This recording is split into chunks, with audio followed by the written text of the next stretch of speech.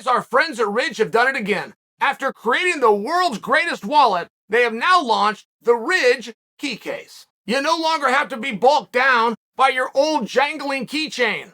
You got to try it out for yourself.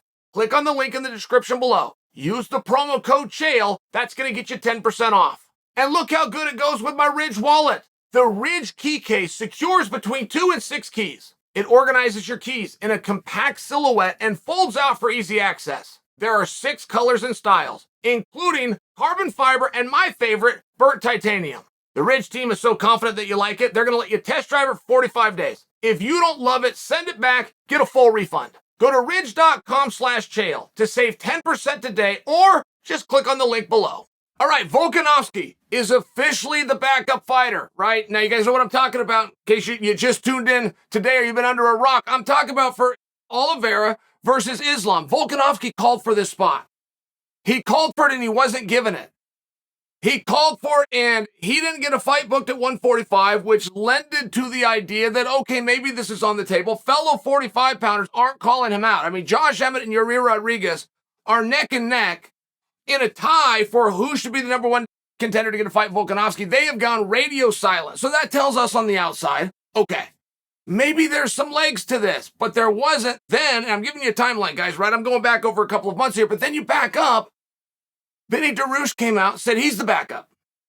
Benny Dariush is on the card. He's fighting Gamrot. He said, I am the backup fighter. They're going to separate Gamrot and they're going to put me into the main event if needed. Now, historically speaking, that's happened many times. Many times where you take a guy, you feature him within the same card, main event's a 55-pound fight, you feature another match at the same weight class. So now he's done the training camp, he's done the paperwork, he's got the scale beat, he's all ready to go. Many times that has happened. 2 weeks before bell time, which brings you to last night, Volkanovski puts out that he is locked in, that he's officially the backup fighter. Showed a lot of training footage. He's in there, he's sparring with Adesanya, he's in there, he's moving around with Dan Hooker, showing some training footage, and it takes him to a rugby game. Now, the reason that I tell you this, the reason I tell you there's training footage, the reason I tell you it shows him being a fan, he's going to the rugby game, he's doing the woot-woot with the team after they win, is he then slipped in, I'm the backup fighter, I'm all locked in. So I don't know how to interpret it. I have to assume that he's the backup fighter and he's all locked in. I must. It was his exact word from a guy who's never bluffed. I must come and tell you, Volk is the backup fighter. Journalism 101, cite your source. Okay, my source is Volk. But is it enough? Is it real? I mean, it seems like that's a very big piece of news that he would be releasing himself on a vlog that I just happened to come across. It seems as though that's the kind of news that the organization would put out. That possibly Oliveira or Islam would put out. And we have very different opinions of how this backup fighter business should be treated. The UFC's opinion is don't treat it in any way. Don't even discuss it. Bring the guy there. If somebody's to miss on the scale, we can preserve a championship match by bringing this other guy in. That's their way. They might be right. It's never been done the other way for me to juxtapose and compare the two. I just think it's a really big deal. I think it is a colossally big position. And if you were to talk to Kamaru Usman, who couldn't get a world title fight, he would agree with me that being a backup fighter is very helpful. If you were to talk to Michael Chandler, who walked right in from a different organization, was the backup fighter and rolled into a world title fight, he would agree with me. And this one appears to have some extra sauce on it in that if Volkanovski is training and he's going 155, it is very rare that guys ever then go back down. We've seen champs a small handful of times, but we only have had one champ in history who then defended the lower weight class belt again. That's Amanda. Nobody else has ever done that. Now, Volk isn't about to become champion, but if Volk is getting put into a backup position at 155 pounds, I would definitely lend to the belief that he's now a number 1 contender at 155 pounds. I think that it's paramount. Whoever wins between Islam or Charles, they call Volk out immediately.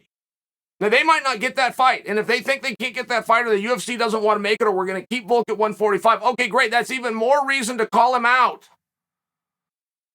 They've got to punch back at some point, but I think this is big news. I think that is very compelling that Volkanovski, who allegedly was so hurt he needed a surgery, allegedly that surgery was going to be so grandiose that they were going to interim his time. That was created by the media, and the media is yet to apologize or amend that statement. I thought they looked like fools when they were saying it. How would you know what his surgery's about? It's on a hand. That's what I thought, and I came and told you guys that. The media has yet to run that back. But now we see him at 155 pounds. What do you do? I mean, it's a very compelling position. Because now you've got a guy, right? Don't forget what this means for Volk. Volk is willing to go risk everything.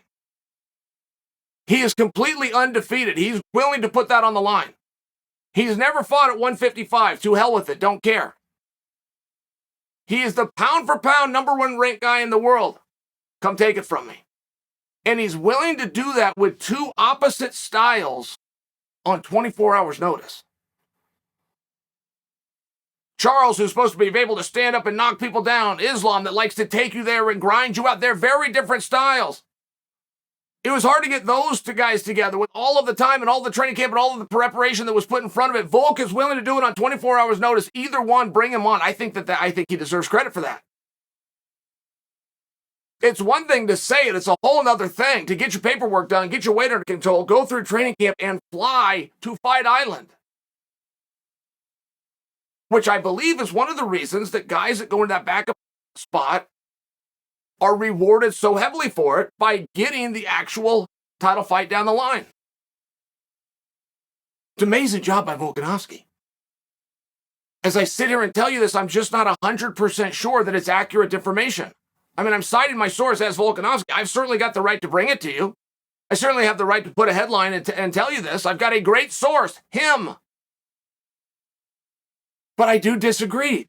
I disagree the way the organization doesn't play it. I think that is a hot potato to the highest of levels. All right, we're going to see Charles versus Islam. Charles has already said, I don't want to do it. I don't like the opponent. He's already said, I don't want to go to Fight Island. I don't like the judges.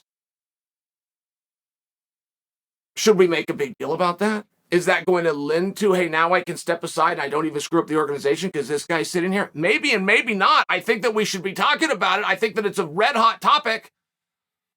I'm a little surprised that I get this from a vlog that was made in New Zealand. It makes its way across my desk here in West Lynn, and nobody else is discussing it. I'm thinking they're not discussing it because you don't believe that it's true. I'm thinking that's why the other media hasn't put it out.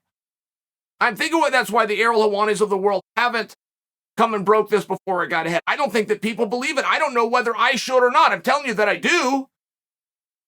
I've chosen to choose that I do believe it, but I also think that it's a massively big deal.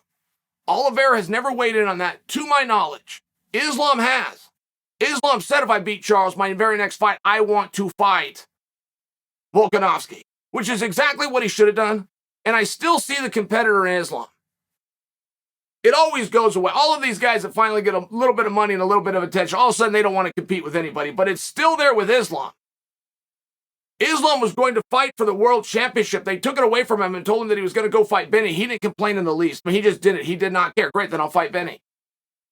In the meanwhile, he's calling out Volkanovski. I'm just sharing with you, Islam is still that guy that we really like. He's still that hungry guy where this is about competition and nothing else. He's still there. Give him a few wins, put him on a few posters. That guy will say goodbye like they always do. But as of right now,